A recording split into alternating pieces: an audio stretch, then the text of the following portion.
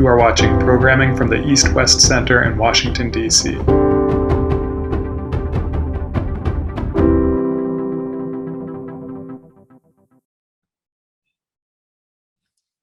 Well, good morning, good afternoon, good day to all of those who are joining us on this program today, hosted by the East-West Center in Washington and the National Committee on North Korea. Today's topic is DPRK-Germany relations, an ambassador's perspective of diplomacy with Pyongyang. This, as you know, is part of a series of seminars that we're hosting on European relations with North Korea, and follows a series that we did on North Korea's relations with the Global South. My name is Satu Lemay. I'm Vice President of the East-West Center and delighted, as always, to partner with the National Committee on North Korea, led by Executive Director Keith Luce. Today, we have the great honor and pleasure of having with us Ambassador Thomas Schaefer, who has the distinction of several distinctions, PhD from the University of Kiel, also the distinction of having been twice Germany's ambassador to North Korea in subsequent postings during a roughly 40-year service in the German Foreign Ministry. So he has long-standing, deep, and very insightful perspectives on Germany's relations with North Korea in the larger European context. And he's also the author of From Kim Jong-il to Kim Jong-un, How the Hardliners Prevailed, which is a political history of North Korea. So we welcome you, Ambassador, to invite you for comments. And then Esther Im, Program Manager at National Committee on North Korea, is with us today. Thank you, Esther, who will moderate a discussion after the ambassador's opening comments. With that, let me turn it over so we can hear from Ambassador Thomas Schaefer. Welcome, sir. Well, thank you very much for the invitation. It's a pleasure and of course an honor to be with you. And I think I'm just briefly introduce relations with North Korea, between North Korea and Germany. Diplomatic relations were established with Pyongyang in 2001 at the request of the South Korean government, which at that time hoped that Germany and the European Union would play a more active role in supporting the Sunshine Policy. Germany was, of course, able to build on the long relationship between Pyongyang and East Berlin. East Germany, former East Germany, had substantially contributed to the reconstruction of parts of North Korea after the Korean War, and so there was a basis to build upon. Since the establishment of diplomatic relations in 2001, Germany, together with the other EU states, has sought to moderate North Korea through a so-called policy of critical engagement, to convince it of the benefits of international cooperation and respect of the rule of law, and to help improve the political and economic situation of the people at least a little. In international relations, criticism is easier to accept when it comes from a country one trusts. Over the years, Germany has tried to build trust with North Korea, not only through open political dialogue, but also in a variety of other ways, such as humanitarian aid projects in agriculture, forestry, and the environment, advice on economic reforms, special economic zones, investment, tourism, educational and cultural activities, such as the sending of German language teachers, medical training, scholarships, film events, collaborations in the field of music, support in the restoration of old temples, the establishment of a library, and the construction of 2 pavilions in traditional Korean style on the grounds of its embassy. The projects were carried out by 8 organizations such as the German Agro Action and the Red Cross, the Goethe Institute, the German Academic Exchange Service, several so-called political foundations such as the Hans Seidel Foundation, the Embassy, and others. The balance sheet of these projects is mixed. In political terms, I believe that these exercises in confidence building reinforced North Korea's view of Germany as a critical but reliable partner that stands by its word. From a technical point of view, however, the outcome is less positive. The impact of many international projects in North Korea, be they organized by Germany or other international partners, remains limited. We also experienced some failures, and many good ideas could not be implemented. This was not because the implementing organizations commissioned by the German side had not worked properly. Rather, the political conditions in North Korea are so bad that international project cooperation hardly ever produces truly satisfactory results. A number of basic conditions for successful international cooperation are not being met by North Korea. Humanitarian aid projects, for example, are generally intended to benefit the most deprived sectors of the population, prevent discrimination, and ensure that aid is provided and received in a transparent manner. Aid agencies should always have access to the groups and areas they support, inter alia, to better understand the needs and to ensure effective control of resources. For a number of reasons, all these conditions are not available in North Korea. To start with, North Korea has different goals and priorities than the donor community. The regime is primarily concerned with securing the system. Control of the population, military considerations, and ideological zeal usually take priority over economic or development objectives.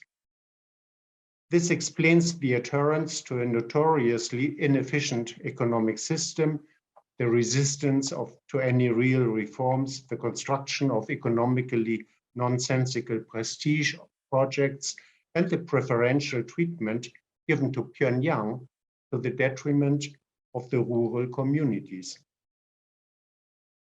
Let me elaborate on this last point. Most of the wider elite and regime supporting staff live in the capital city. To provide for them is in the regime's political interest. In contrast, according to the Songbun caste system, the members of the rural communities since Kim Il-sung's time have been considered politically unreliable, and therefore, even within dire need, they are expected to accept their life of deprivation as a just retribution for their forefathers' lack of support of the revolution. The difference between the international communities and the regime's priorities, helping the people most in need versus generating political support within the wider elite, is striking. Transparency and project control have always been an issue. Lack of access is a huge impediment.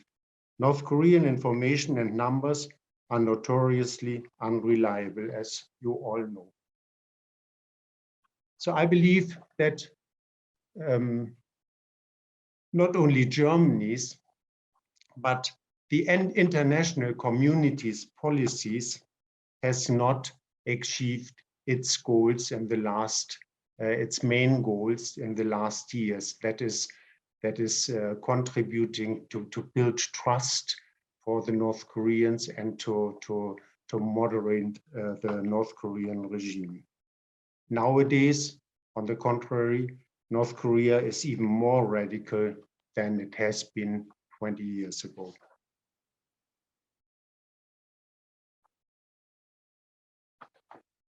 The role, of course, the policy of critical engagement. Right now, there are hardly any foreigners in North Korea, due not only to COVID, but also to the more and more belligerent North Korean policy, I believe.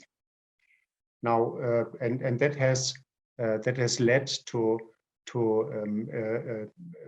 reduction in the numbers of projects in the country.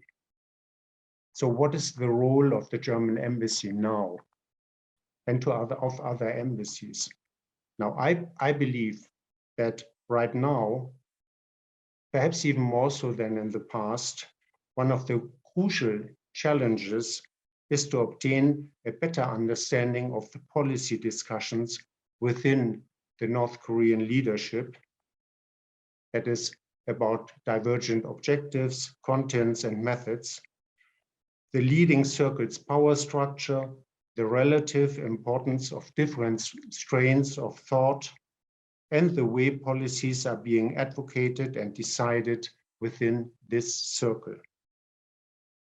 It goes without saying that a better understanding of the North Korean power structure would enable the international community to adapt and improve its policies and negotiating positions vis-à-vis North Korea. For example, in negotiations, a top-down approach is less promising if the counterpart is not a sole ruler, but a group of basically unknown people with divergent views among themselves. And understanding the composition of the counterpart is also important for assessing what kind of people or economic incentives might be attractive to them. For many hardliners, I believe, in North Korea, economic incentives like joint ventures, special economic zones like Kaesong or Kumgangsan, or even a modern high-speed train crossing North Korea from the Chinese to the South Korean border, are not particularly desirable, as they fear the influx of foreigners, foreign ideas, and as a result, destabilizing effects.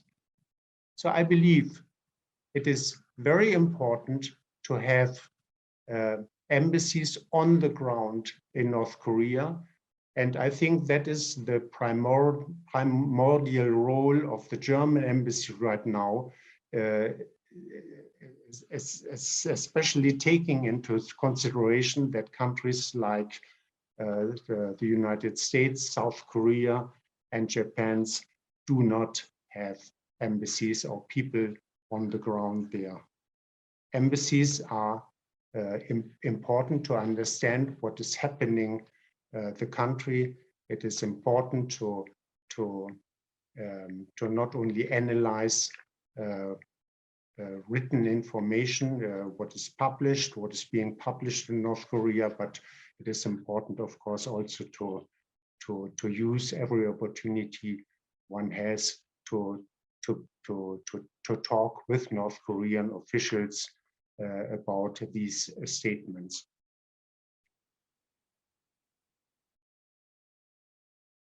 So I would say I went during my time as ambassadors to North Korea. Every year I went to Washington, to New York, to Tokyo, to Seoul, and I always had lots of talks with lots of meetings there in order to share my impressions and let's say also to share what I had heard in meetings with North Koreans there.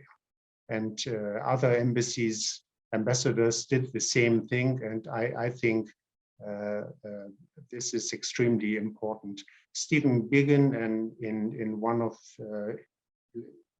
in an interview I think he did last year, I think it was with Arms Control Today, he said, when asked what was an important next step now, and he said something about communicating with North Korea, and he said that he had met, I believe, 8 times with North Korean officials, which seems quite a lot, but he also said that it had not been nearly sufficient. So I believe it is extremely important to have a steady presence in North Korea, people on the ground, and I think I consider the role of the German embassy as a voice, but also as ears for other countries as well. And right now, I believe this should be our most important role. Yeah, thank you, perhaps. Thank you so much, Ambassador Schaefer, for that overview. Hi, everyone. My name is Esther Im. I'm the program manager at the National Committee on North Korea. And we are now turning to the portion in our program where we'll have just a short moderated discussion with Ambassador Schaefer. I have some questions prepared to you that I hope will unpack some of the things that you've just shared. And then we'll turn to the audience for their questions. So I'd encourage those online to please submit any burning questions that you may have for the ambassador in the Q&A box, and we'll get to those shortly. Ambassador, thank you again. I just first kind of want to turn to something that you shared at the beginning of the program, and also something that you shared in your book, which is that Germany established diplomatic relations with North Korea at the request of South Korea in 2001. And as you noted in your comment, out of the hope that Germany and the European Union would play an active role in supporting the Sunshine Policy. And I think this is such an interesting foundation, kind of beginning of the DPRK-German relationship, that this was a special request.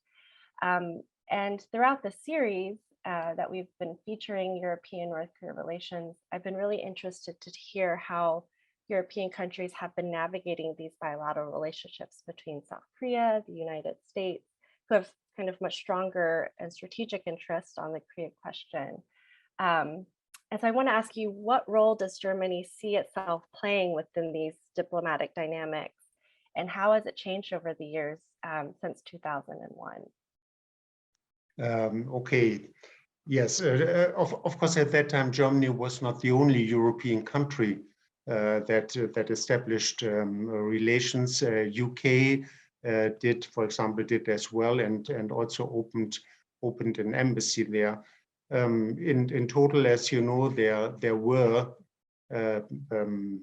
until UK left the European Union, 7 EU embassies in Pyongyang. 7 out of perhaps, I believe, around 30 embassies. So quite an important number.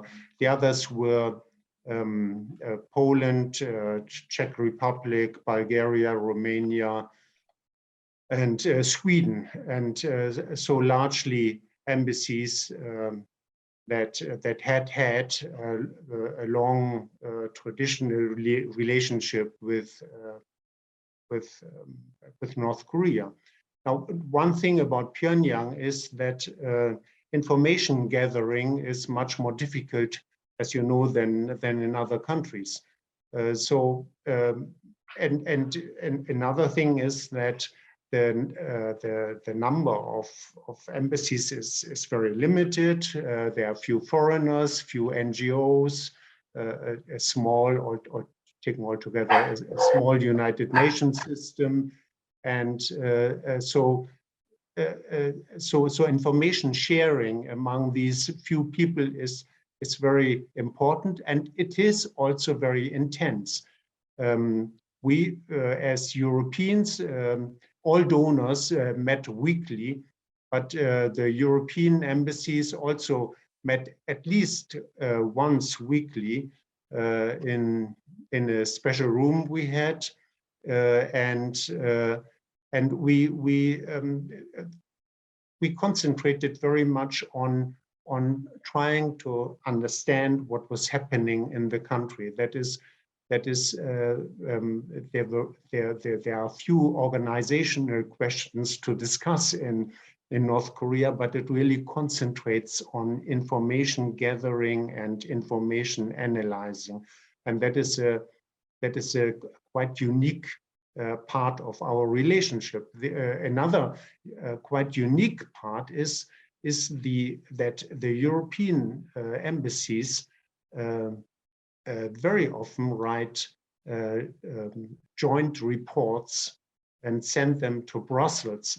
So about what is happening in North Korea, and those reports are then distributed to the European Union capitals. So and that happens very often, and more often, I believe, than in comparable mid-sized or small-sized countries around the world.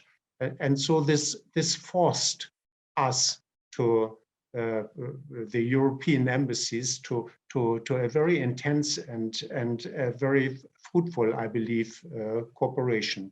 So usually somebody would take the lead and write a draft, and then the British, who sadly have left us, they undertook at least to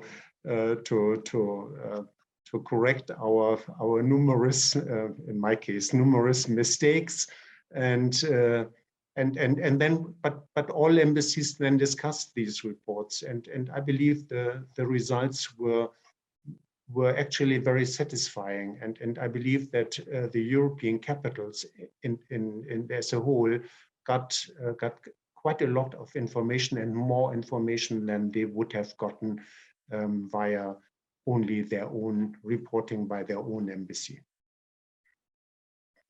That's so interesting.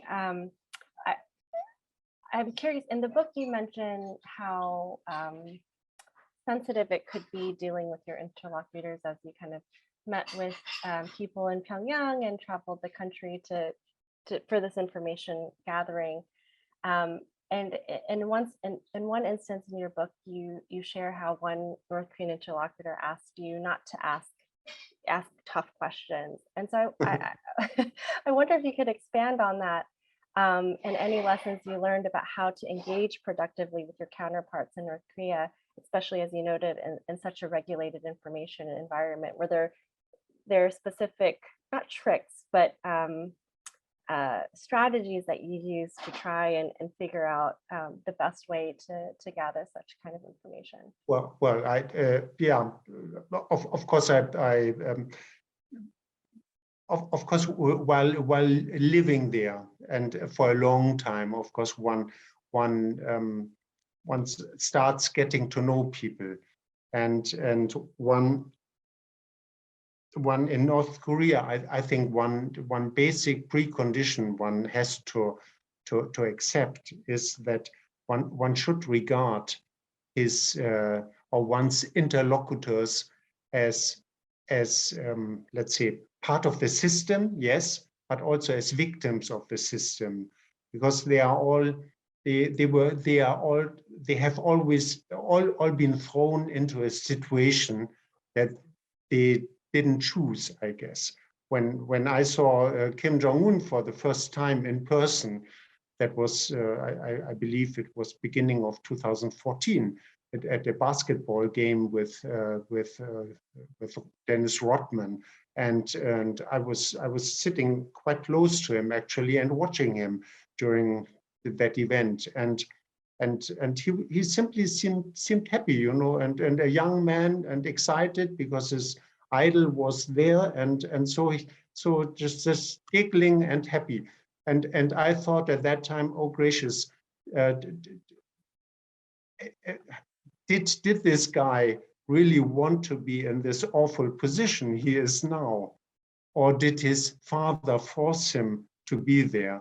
And so the same happens with other people. People are victims of the situation, and of course talking with foreigners is also very difficult for them. They can make mistakes very easily. I usually talked very, very directly with people, asked harsh questions sometimes, and just talked with them as I talk with anybody. And so they got nervous. And once indeed it happened that a high-ranking official got nervous during our talk, and I noticed it, yes, and a couple of sometime later, I was asked by a minor official not to ask any, if I could restrain myself and not asking too difficult questions, because this I had seen this functionaries had gotten nervous, and he was old and would be detrimental to his health, and so I came to the conclusion at that time that it was real concern for his health, and I understood it. So I also liked many of the people I talked with, and I knew they were in difficult situations, and I understood them. And so sometimes I myself refrained from asking too difficult questions because I didn't want to put them on the spot. Thanks, Ambassador Schaefer. Dr. Lemay at the beginning of the section noted that you were ambassador of Pyongyang twice, from 2007 to 2010 and 2013 and from 2013 to 2018. I'm not sure if there are other ambassadors who have done postings twice in Pyongyang. So I feel like you may be the first, but please correct me if I'm wrong. I wanted to ask you what it was like to return to the country for a second time, and what you thought some of the biggest changes were from the period that you were there, or perhaps no changes.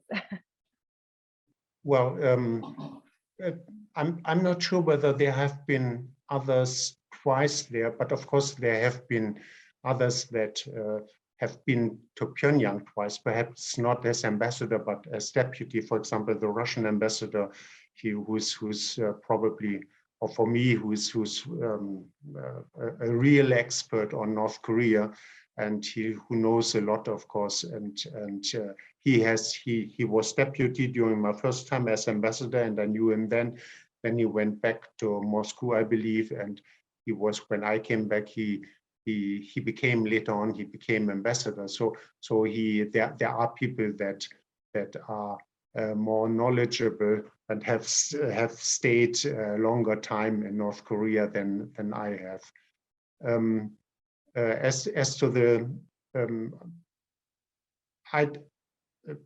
I went back for the second time because I thought I found the work challenging, and I felt that I could undertake some useful work there, and I wanted to work in security policy, and because of the unique circumstances, so few embassies, I felt that it was a good decision. The differences between 2010, when I went away, and 2013 was, of course, the known differences: more skyscrapers in Pyongyang, more taxis, more restaurants, life a bit more colorful, at least in Pyongyang. But of course, it hadn't changed very much at all in the countryside, a little bit, and so there were changes. I had hoped when I came back that there would be also political changes, because as many people I had, of course, I knew about Kim Jong-un's stay in Switzerland and his passion for video games and all of that, and knowing foreign cultures, and having read about his first public speech in 2012 of not tightening the belts anymore. And so I was hopeful that at that time North Korea would indeed be willing to embark on a way closer to close or at least a little bit close to the Chinese example. And but of course I got fooled as many other people. And for example, when hearing about the Pyongyang policy and reading about it, because I was not in the country when it was adopted, at first I thought, oh, how nice, it's a moderation of the military first policy, but of course it was the contrary. And that's a good example, by the way, of the importance of having people on the ground, because what I did in the time afterwards, and not only right after I came back, but I always continued to talk about the same subjects. And so actually in very many meetings with party officials or government officials or military, I inquired about the Pyongyang policy, what it really had meant. And so the answer was always, well, it means a reinforcement of the military first policy, and in addition, development of, or the nuclear policy, and in addition, development of the economy. So it was very clear that actually it was an intensification of the military first policy. And this is very difficult to understand if you do not have the opportunity to talk on a regular basis with people that you know, that trust you up to a certain degree, and with whom you develop some sort of a semi-friendly relationship, let's say. Absolutely. I think this period of no presence in the country is really concerning, and I think we could all use a little bit more insight into the country.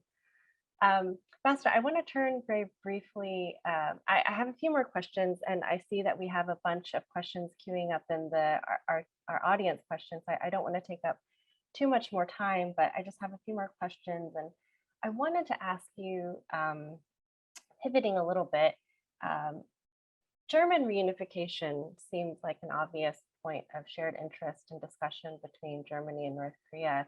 And I wondered if you could share a little bit of what you think German reunification can offer as lessons for the Korean Peninsula, and what some of North Korea's reception has been to overtures to sharing such advice and experience. I can't imagine it's super positive, but I'd be curious to hear you to share a little bit more about that. Okay. Well, I just returned from South Korea, and of course in South Korea it is striking that many South Koreans know more about German unification than many Germans, because for Germans it's history by now. It hasn't been completed, let's say, but basically it's history. But South Koreans have really studied every single aspect of it in detail and profusively. It's impressive. The German government has offered South as well as North Korea support in achieving unification. Now, of course, so I talked a lot about it in North Korea, usually for example, during the day of German unity, but after one of those speeches, I made one North Korean official came to me and told me, you know, I really don't want to hear anything more about this.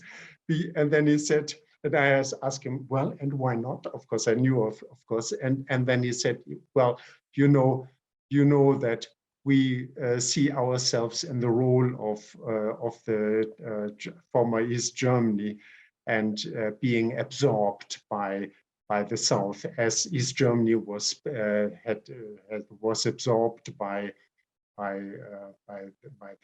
the West. North Koreans have so they fear the example the German unification.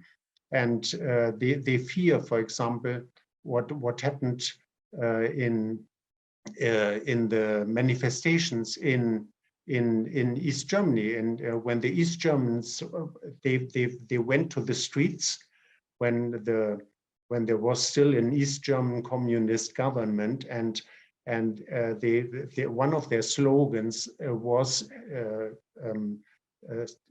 we are the people, we are the people.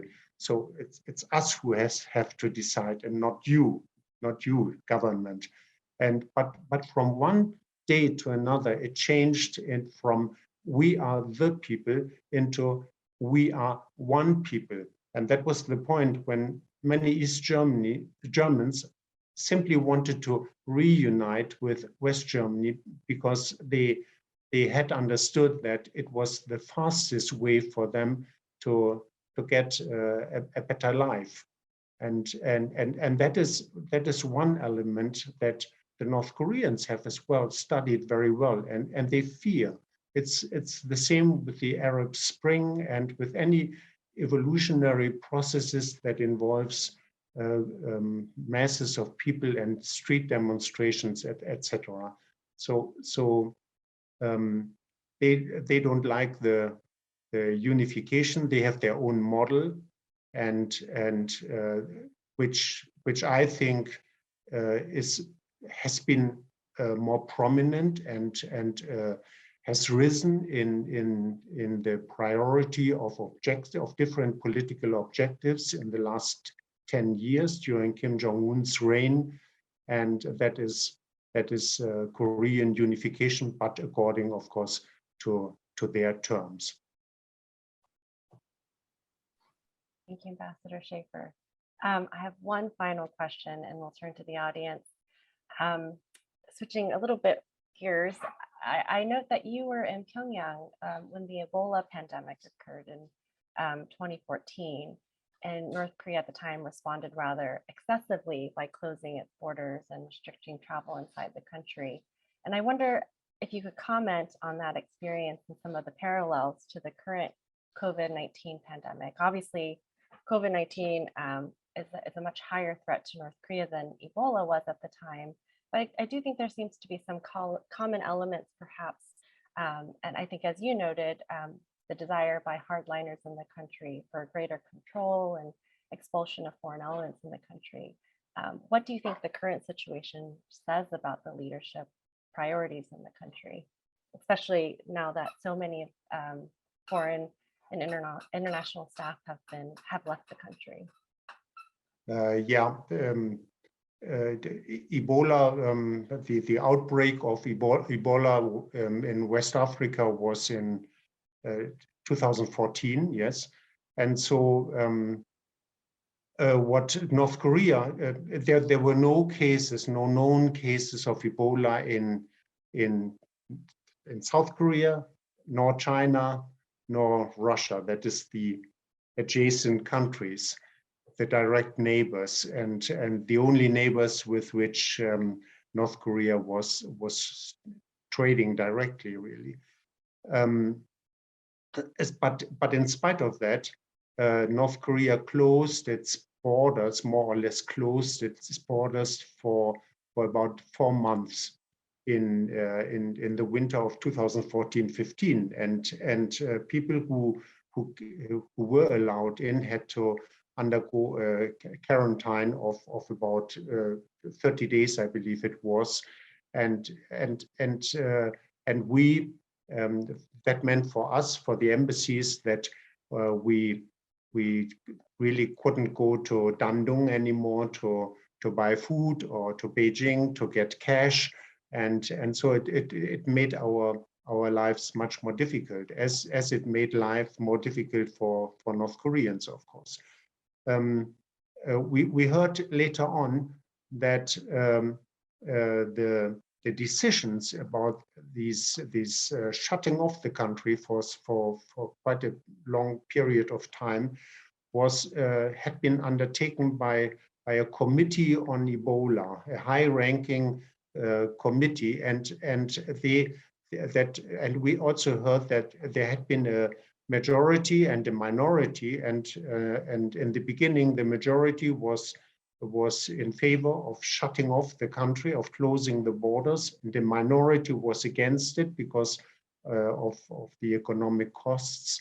But that at the end, when the economic costs indeed had risen substantially, the minority became majority, and so the borders were reopened again. The background of all of this was were I believe had been internal discussions within the leadership in the years before. Actually, that had started even during Kim Jong-il's time and intensified after Kim Jong-il's death. For example, the closure of the Kaesong industrial zone in 2009 for a couple of days, and then again in 2013 for 4 months, was a result of these discussions about shutting off the country and making more difficult any contacts with foreigners. Was part of this. There were other incidences in 2014 and 15. There were internal slogans. One of the slogans that were spread internally in the ideology sessions was "Stop the Chinese Dream," or "Stop dreaming the Chinese dream." It said, I believe. So it was a call upon the population not to aspire for a life similar to the life Chinese people had. So it was also, of course, Chiang Song-tek when he was executed at the end of 2013. He had been the main link to China and a proponent of opening up to a certain extent. So the Ebola discussion within the leadership and this minority majority, the minority becoming majority at the end, has to be seen in this context of a wider discussion about how far, to what extent the country, North Korea, should shut itself off from any foreign influence. And that's one important point. The regime security for many North Koreans generals, for many hardliner, is not so much threatened, I believe, by Americans or whoever, by South Koreans, because they realized that Washington or Seoul would not attack North Korea, but regime security, the main threat is foreign ideas, destabilizing ideas. And that's, for example, one of the reasons I talked in my introductory remarks about the trains, high-speed trains. That's, for example, a reason that high-speed trains between the South Korean and the Chinese border crossing North Korea, even without stopping there, have not been realized, although they have been discussed for 20 years, because only to see a modern freight or passenger train would put into question the North Korean propaganda that North Korea represents paradise on earth. Okay. Thanks, Ambassador Schaefer, for that insight. I want to turn, we have a lot of questions from the audience, and so I want to make sure that we get to some of those. We have a question, and this is maybe a little bit related to the last comments you made. Michael Marshall asks, he has a question about North Korean elites, and he asks kind of what fissures exist within the elites, and how do you think? Excuse me, I didn't get it. What fissures might exist within the North Korean elite? What kind of divisions might exist within the elite, and around what issues do you think these exist? And how do you think those kind of divisions will play out? Okay,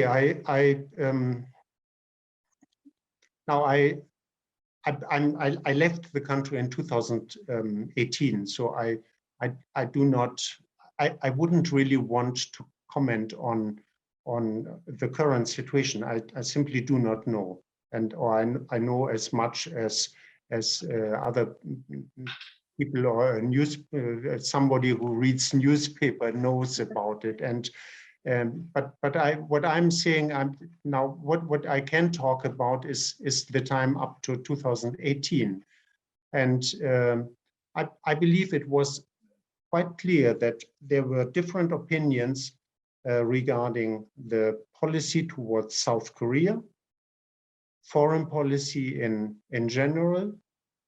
There was a discussion about the state budget.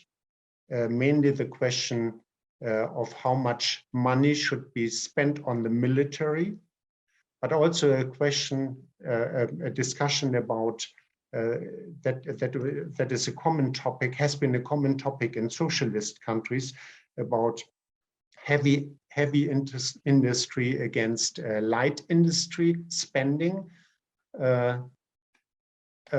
I do not believe that there are any substantial differences as to the control of the population, but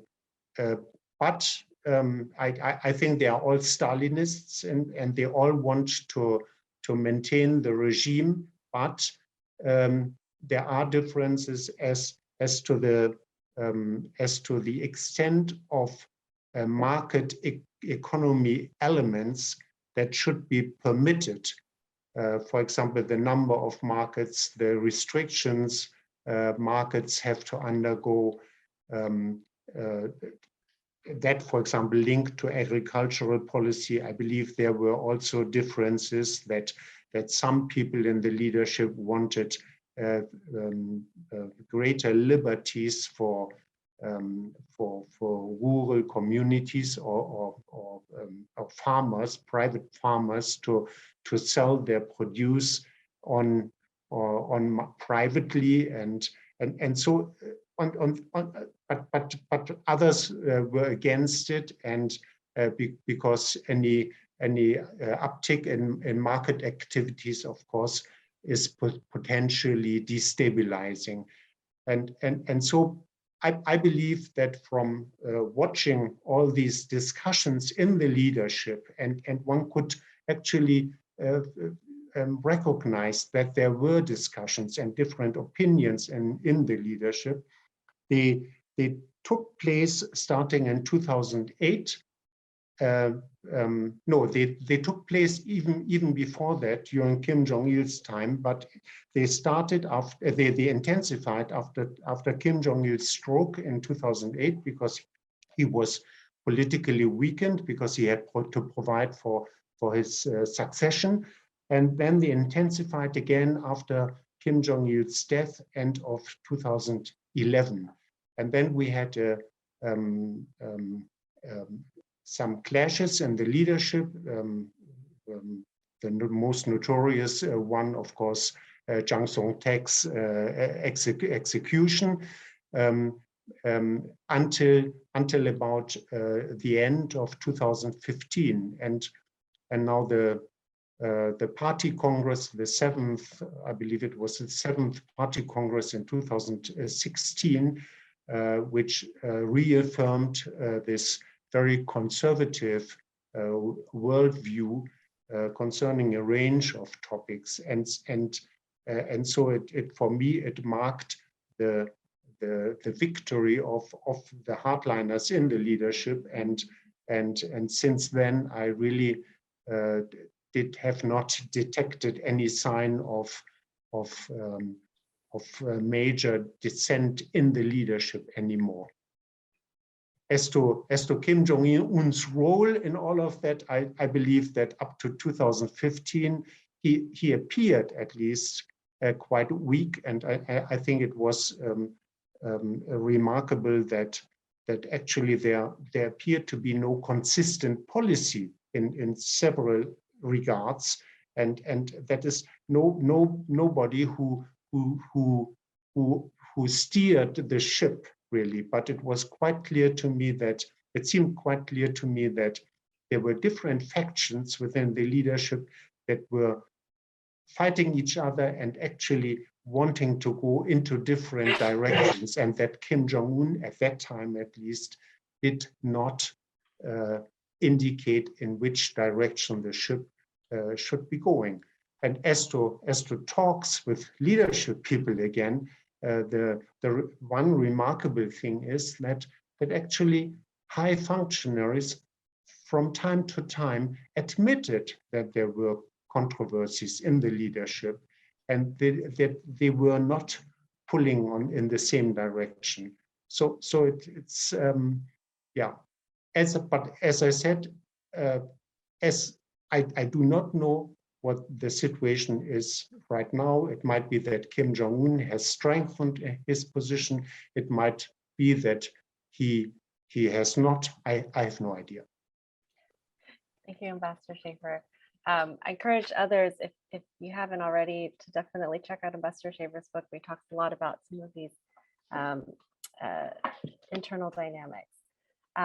We have a number of questions from the audience about, I think the through line is basically, when do you think people will be able to get back into the country, and kind of what do you think will help jumpstart more engagement with North Korea? Well, of course, I do not know. I know I do not know how I imagine that COVID has taken its toll in North Korea, but I don't know how much, and I do not know about the health situation right now there. What politically, what I see is that what I think is would be a basis for my guessing would be that I believe that North Koreans think long term, and I think they are at the leadership's main priorities right now, and have been for 10 years, have been really the driving the American troops out of South Korea. So that has been their main political goal. Of course, regime survival, etc. But practical goal driving the U.S. home, and that is connected to the missile and nuclear bombs developments. So they considered when Trump came to power, they believed, that was my very strong impression, at least there, they believed that Trump presented a good chance and opportunity for them, because Trump had spoken about getting the boys home, and there was dissents or discussions with the South Koreans about the stationing costs of American troops in South Korea, etc. So they thought they could seduce Trump into making some negotiating or having their way with him, and so I believe that they basically want to wait right now. They do not expect anything similar from the Biden administration. They are quite happy with shutting the country off, with having no contacts with foreigners. They do not mind it.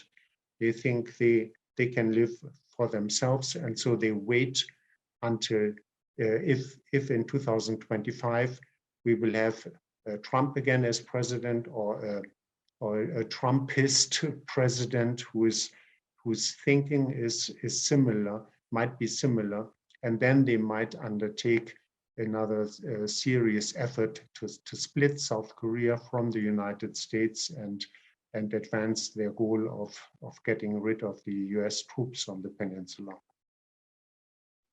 Thanks, Ambassador Schaefer. I do think the North Koreans are very good at waiting.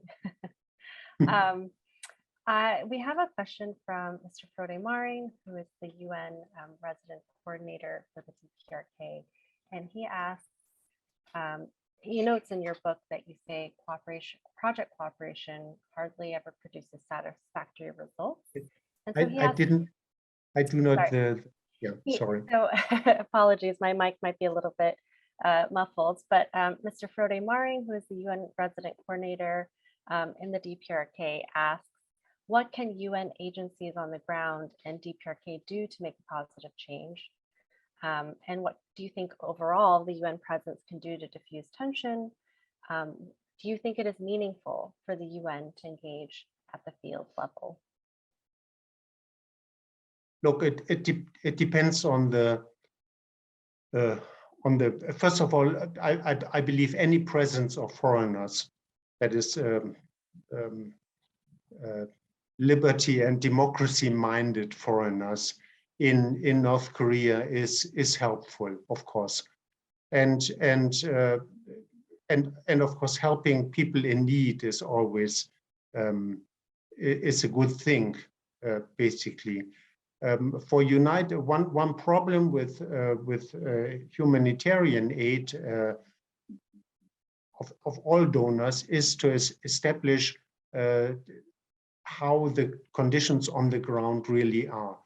And for example, talking about food aid, I think since 2014, it has not been, North Korea has not allowed this independent crop assessment of the harvest, but basically they have provided their own figures, and then those figures were published and basically accepted, and that of course is not satisfactory. So I believe that yes, the international community, if there is need, should offer assistance, yes, but at the same time it should insist on getting on control and getting an independent picture of the situation on their own, and not getting a picture painted by the North Korean officials. I also believe that United Nations officials on the ground have to speak out. I think my experience is that it actually helps the international community, but also one's own personal standing in North Korea if one is honest and if one criticizes in an amicable way, but one has to be honest and should not refrain from mentioning certain shortcomings or topics even, because then one loses their respect, really, because they know so many things are wrong, and so one has to do it, one has to say it. Absolutely. Thank you, Ambassador Schaefer. I do want to get one last question in, because I think this will be a good one to end on. And then I'll ask you for any closing remarks that you have, and then our Executive Director, Kate Bliss, will close the program. But we have a question from James Hammond, who notes, Germany's attempts to engage are wide-reaching. Which area do you feel was the most effective in both developing long-lasting relationships and trust, and also being robust to changing North Korean and international conditions? Excuse me, can you repeat? I didn't get it. Oh, the question is, which area do you feel that what area do you feel Germany was most successful in developing long-lasting relationships and trust with North Korea, that has also been able to resist change in North Korea and international developments? Well, basically, I believe that any getting ideas and of how how life is in other countries into the country is perhaps the most important thing. It's by example, you know, and that is the most important thing. I do not believe that there will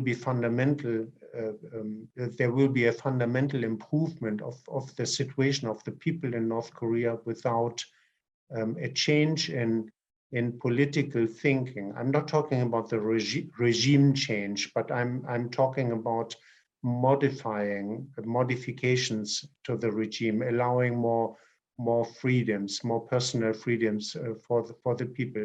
But for that, it is necessary that more North Koreans understand better, I believe, what is happening in other countries and why, and mainly why other countries, why China and why South Korea, why the people there lead a better life. So anything that helps them to develop their own critical judgment would be useful. Thank you so much, Ambassador Schaefer. And any closing remarks you'd like to share before I hand it over to Keith?